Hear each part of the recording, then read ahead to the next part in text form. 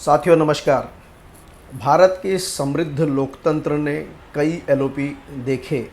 अटल बिहारी वाजपेयी, सुषमा स्वराज, लाल कृष्ण आडवाणी जी, नरसिम्हा राव जी। लेकिन आज सच में आज के जितना दलिद्र विरोधी पक्ष भारत ने कभी नहीं देखा है कि आज उन्हें एलओपी नहीं मिल रहा है, इसलिए वो लल्लू पी से अपना काम चला रहे हैं। साथियों, जिस तरीके से मकर द्वार पे खड़े होकर राहुल गांधी जी हमारे एलओपी, जिन्होंने एक सड़क छाप गुंडे का वे बर्ताव किया है, ये सच में पूरे भारत के लिए शर्मसार है। इसे केवल यही समझा जा सकता है कि वो चुनाव तो जीत नहीं पा रहे हैं, केवल और केवल कोई क्षणिक ऐसा कोई एपिसोड, कोई ऐसा एक वाकया करके वो अपने जॉब सेटिस्फैक्शन, काम करने या अपनी सक्रियता, अपने रेलेवेंस, अपने अस्तित्व को बताने के लिए, बनाए रखने के लिए मीडिया में, सोशल मीडिया में कोई न कोई ऐसी हरकतें करते रहते हैं ताकि वो हमेशा दिलो दिमाग में भारत की जनता के बीच में, भले जिसे कहते हैं बदनाम हुआ तो क्या हुआ, नाम तो हुआ, इस फॉर्मूले के चलते वो नाना प्रकार के ऐसे कुछ न कुछ कृत्य हर बार करते रहते हैं कि उन्हें पहले भी कई बार सांसदीय पद अपना गंवाना पड़ा है और संभव है कि इस बार भी उनका सांसद पद चला जाएगा।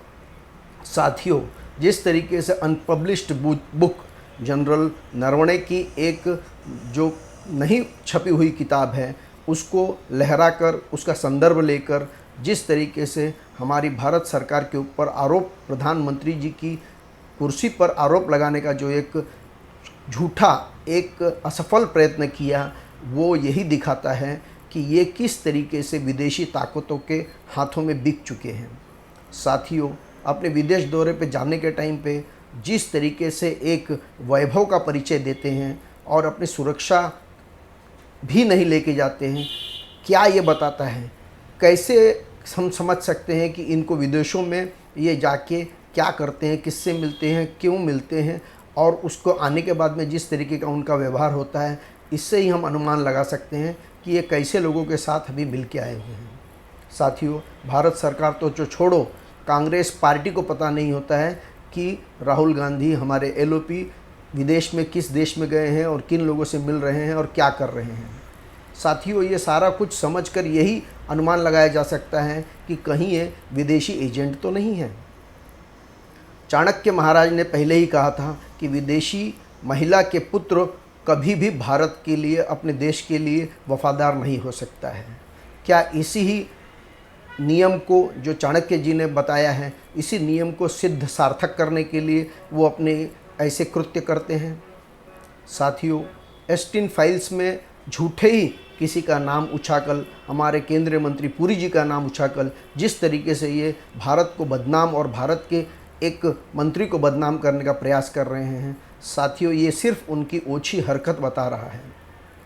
ऐसे कई उदाहरण हैं जब ये भारत विरोधी काम करने का प्रयास करते हैं या भारत विरोधी कामों का समर्थन करते हैं।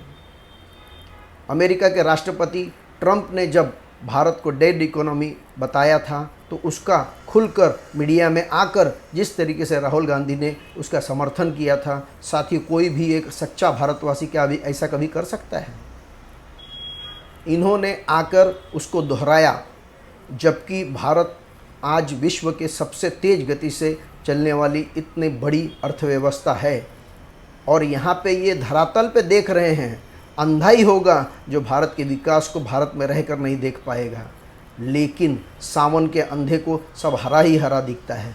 जिस तरीके से घोटाले और भ्रष्टाचार का सरकार इनके राज में चलता रहा, आज भी ये उसी ख्याली दुनिया में घूम रहे हैं। हमारे यशस्वी प्रधानमंत्री मोदी जी जो एक अवतार के रूप में प्रकट हुए हैं और भारत को तेज़ गति से विकास के रास्ते पर लेके जा रहे हैं, और जिस तरीके से विश्व के इतर देशों की मान्यता इसको मिल रही है, ये केवल और केवल इनके फ्रस्ट्रेशन का कारण बना हुआ है। साथियों, यही फ्रस्ट्रेशन उन्हें ऐसी सारे कृत्य करने के लिए मजबूर करता है। क्या कभी ऐसा हो सकता है कि किसी पार्टी के महिला सांसद जाके प्रधानमंत्री की कुर्सी को घेर लें और उनको अपमानित करने के लिए, उनको ऑकवर्ड करने के लिए कोई ऐसा काम करने का एक षड्यंत्र करे। स्पीकर के कार्यालय में जाकर जिस तरीके से गाली गलौज किया, क्या ये पूरे लोकतंत्र का दुश्मन बन चुके हैं? ये कोई चुनाव जीत नहीं पा रहे हैं और आगे निकट भविष्य में भी ऐसी कोई संभावना दिख रही है। इनकी बहन प्रियंका गांधी ने जिस तरीके से पिछले लोकसभा के सेशन में भाषण दे के सुर्खियाँ बटोरी, मीडिया का अटेंशन बटोरा, जनमानस का ध्यान केंद्रित खींचा अपनी ओर, क्या इससे जलकर वो ऐसे कोई न कोई कृत्य करने का प्रयास करते हैं कि पार्टी में कम से कम उनका प्रभुत्व बना रहे? एलओपी बनने के बाद में उन्होंने बार बार अपना अस्तित्व बचाने के लिए, बनाने के लिए ऐसे ही अनर्गल कृत्यों का सहारा लिया। यहाँ तक कि जब उनकी बहन ने कुछ सार्थक विरोध विपक्ष के नाते करने का प्रयास किया, उससे भी जलकर ये अब और भी आगे के दर्जे का घटिया काम करने का रोज़ नया नया एक प्रकार कर रहे हैं। साथियों, हमारे सांसद निशिकांत दुबे जी ने प्रिविलेज मोशन लाकर राहुल गांधी जी की संसदीय पद को बर्खास्त करने का एक निवेदन दिया है। लेकिन साथियों, आज की तारीख में संसद में प्रिविलेज कमेटी नहीं है। 15 सदस्यों की प्रिविलेज कमेटी के पास जब भी कोई मसला जाता है तो उसके ऊपर चर्चा होकर प्रिविलेज कमेटी उसके ऊपर निर्णय देती है, जिसके ऊपर बाद में संसद में निर्णय होता है। लेकिन प्रिविलेज कमेटी नहीं होने के कारण सरकार ने कहकर भी शाम तक उन्हें अपना इस वादे को पीछे लेना पड़ा। लेकिन सब्सटेंटिव मोशन लाने का जो निर्णय अब सरकार ने लिया है, ये सच में सही जवाब होगा। सरकार की निष्क्रियता, इस सड़क छाप गुंडे की जो संसद के परिसर में अपने हल्के बर्ताव से पूरे संसद परिषद को हॉस्टेज करके रखा है, और सरकार जब इसके विरोध में कोई अगर निर्णय कदम नहीं उठाती है, सरकार की निष्क्रियता सरकार की कमजोरी बताती है। सरकार तो छोड़िए, आज मीडिया के ऊपर भी ये आरोप लगा दिया कि मीडिया को कोई कीवर्ड मिलता है सरकार से, जिसके हिसाब से मीडिया उनके पास आके वो प्रश्न पूछती है। साथियों, क्या कभी ऐसे हो सकता है? लेकिन एक चीज़ तो मानना पड़ेगा कि पूरा गांधी खानदान सदैव मीडिया का विरोधी रहा है। प्रथम प्रधानमंत्री जवाहरलाल नेहरू जी ने भी पहला संशोधन लाकर मीडिया को फॉरेन पॉलिसी पे कोई अपना विचार प्रकट करने से या विरोध प्रकट करने से रोकने का प्रयास किया था। इंदिरा गांधी जी ने तो इमरजेंसी लाकर पूरे मीडिया को ही जेल में डाल दिया था। राजीव गांधी ने भी पोस्टल कायदा लाकर ऐसा ही कुछ करने का प्रयास किया था। और आज हमारे एलओपी राहुल गांधी जी भी बार बार मीडिया को कटघरे में खड़ा कर केवल और केवल संदेशवाहक मैसेंजर को मारने का प्रयास कर रहे हैं।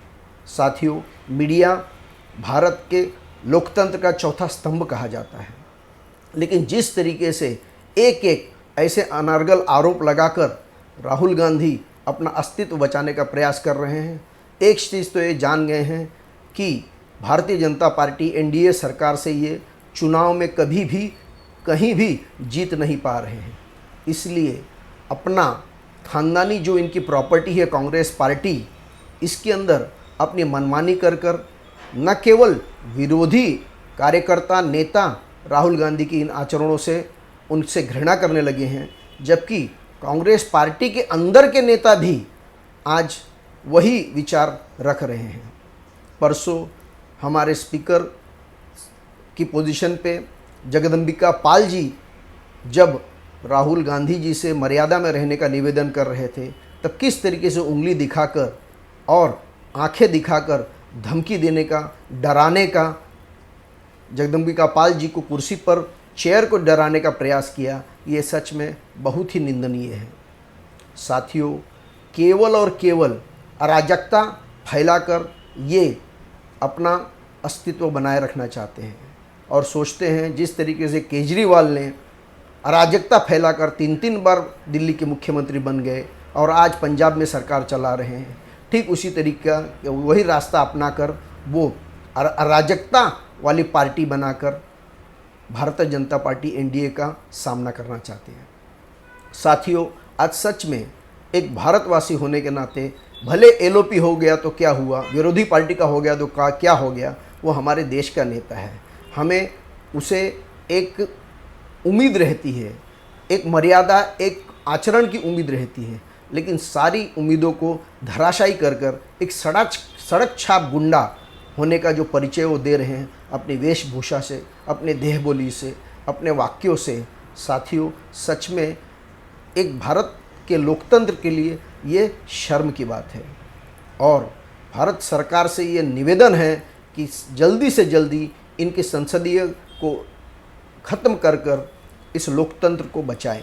साथियों, कैसा लगा? लाइक कीजिए, सब्सक्राइब कीजिए, कमेंट कीजिए और बताइए कि इसमें और कुछ करने जैसा है। धन्यवाद। जय श्री राम।